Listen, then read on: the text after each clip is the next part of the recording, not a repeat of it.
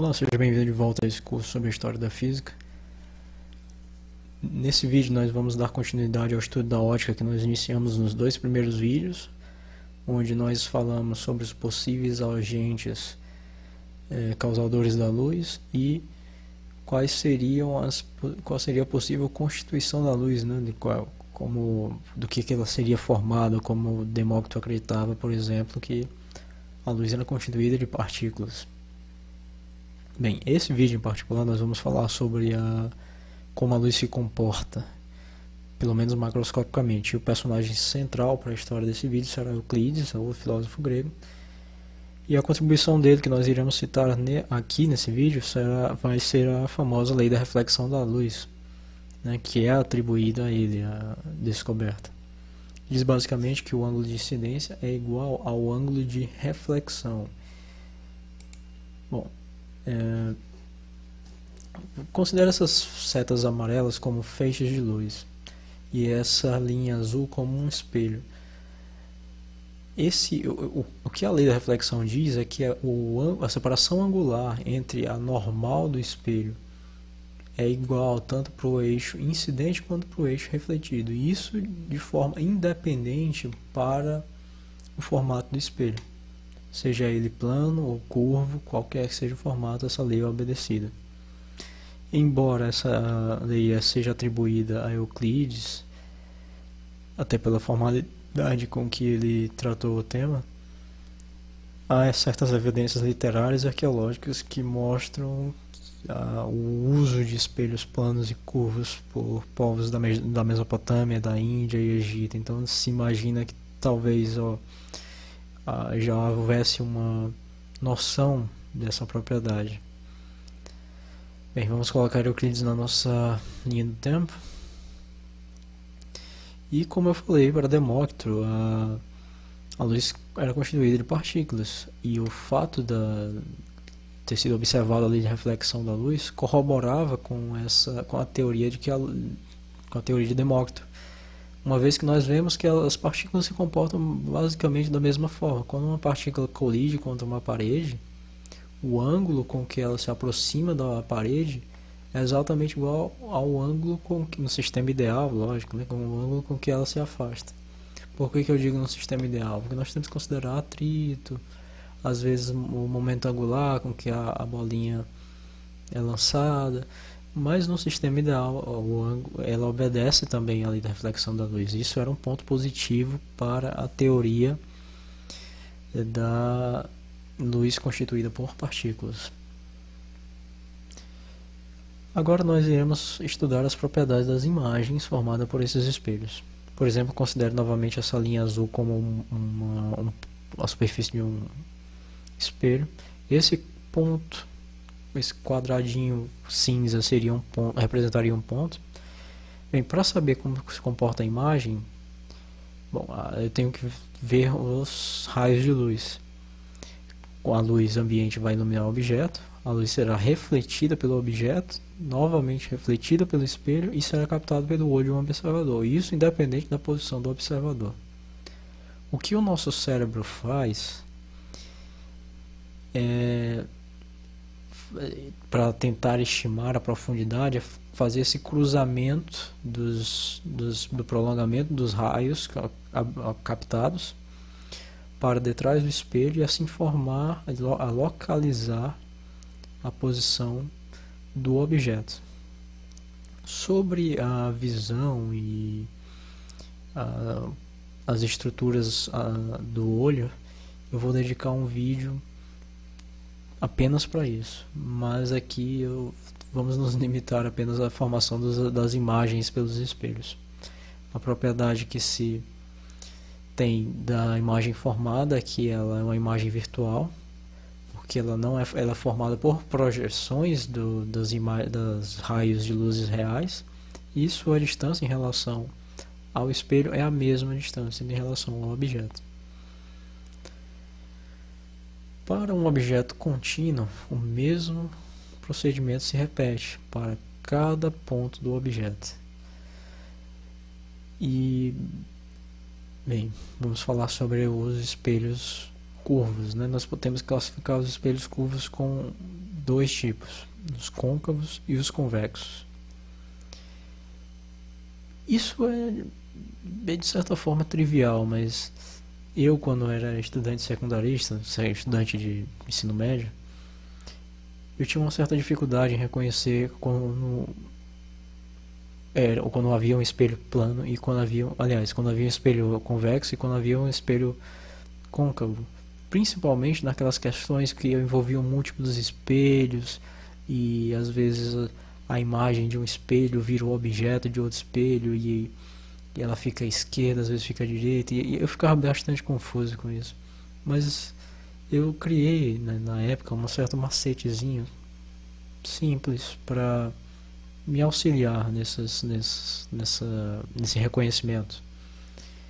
Eu gostava de imaginar os espelhos como se fossem aqueles bonequinhos do Pac-Man e os lápis como os fantasminhas. Os lápis, no caso, os objetos que vão ser refletidos como os fantasminhas do joguinho do Pac-Man.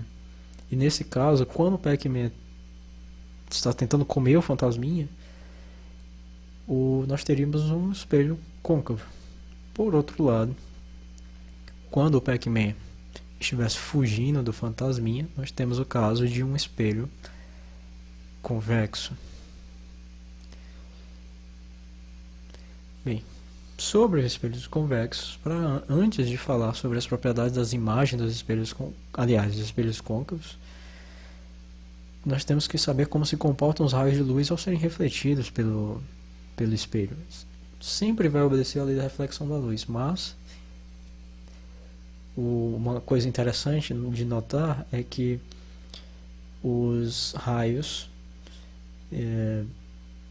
quando incidem paralelamente, caso aqui representado pelas essas retas amarelas, quando eles incidem todos paralelamente ao eixo central do espelho, eles focarão no mesmo ponto, que nós vamos chamar de ponto focal, que fica a exatamente meia distância do centro de curvatura do espelho.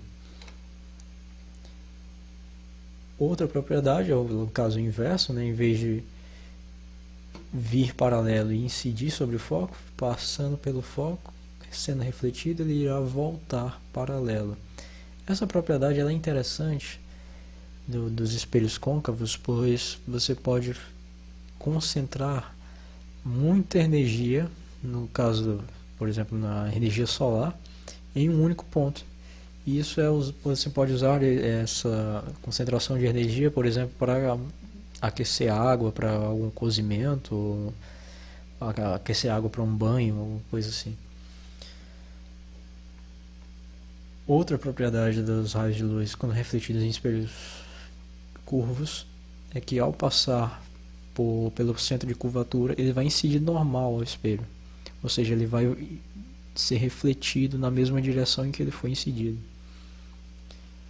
E como eu falei no caso dos espelhos planos, para definir bem a posição de um ponto, eu tenho que fazer passar por ele duas retas. No caso aqui, eu vou tratar esse primeiro objeto aqui, esse primeiro lápis, como o objeto. Eu escolhi duas retas para passar por ele, no caso uma passando paralelamente ao eixo central e a outra passando por ele e pelo centro de curvatura. E a interseção dessas duas retas aqui vai me dar o mesmo ponto do objeto original, ou seja, a ponta do lápis. E aqui é a posição onde a imagem é formada. As características dessa imagem são: ela é real, né, porque nós vemos que são raios de luzes reais. Ela é invertida em relação ao objeto e ela é reduzida também em relação ao objeto. No caso, eu escolhi aqui uma passando pelo centro e a outra paralela ao eixo central. Mas essa escolha não é onívoca, né? Eu poderia, por exemplo, ter escolhido uma dessas passando pelo foco. O resultado seria o mesmo, desde que eu escolhesse pelo menos duas dessas duas retas, né? Agora, olhando para o caso em que o objeto está sobre o centro de curvatura, a imagem formada vai ser real, invertida e de mesmo tamanho que o objeto. Quando o objeto estiver entre o centro de curvatura e o ponto focal, a imagem será real, invertida e ampliada. Essa propriedade pode ser muito útil para a criação, e como nós veremos, será para a criação de, e assim, em outro vídeo, para a criação dos microscópios, né, dos aparelhos de aumento de imagem.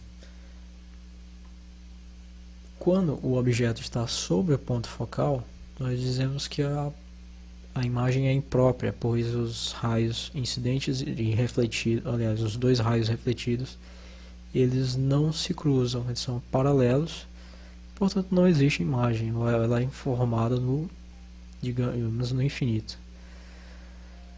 Para encerrar os espelhos côncavos, citamos a situação em que ele está entre o foco e o espelho, o objeto no caso. Essa é a única situação no espelho côncavo em que a imagem será virtual, formada atrás do espelho, e as propriedades dela são virtual, ampliada e de mesma orientação que o objeto. No caso do espelho convexo, a única coisa que muda é que tanto o foco como o centro de curvatura vão estar no lado oposto aos raios, os raios de luz. E, portanto, o ponto focal é determinado pelo prolongamento do raio refletido após ele ser incidido paralelamente ao eixo central. Com essa única diferença, nós obtemos as propriedades do espelho convexo. No caso, é bem mais simples que os espelhos côncavos.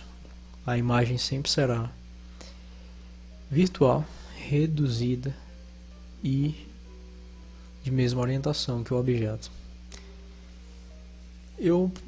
Existem algumas fórmulas matemáticas para você ter o valor numérico exato de quanto a imagem se distancia do espelho, qual o seu valor exato em relação ao tamanho do objeto original, mas eu pretendo fazer nessa série de vídeos falar o máximo possível sobre física com o menor número de equações, porque isso pode ser um pouco tedioso, digamos, mas eu preferi dessa forma, porque assim nós focamos mais na história e na física do que na resolução de problemas, nas coisas mais abstratas. Eu vou encerrar esse vídeo por aqui. Eu espero que você tenha gostado. Por favor, se gostou, dê um like. Se não gostou, dê um dislike. Faça algum comentário e eu agradeço se você chegou até aqui. Muito obrigado e fique com Deus.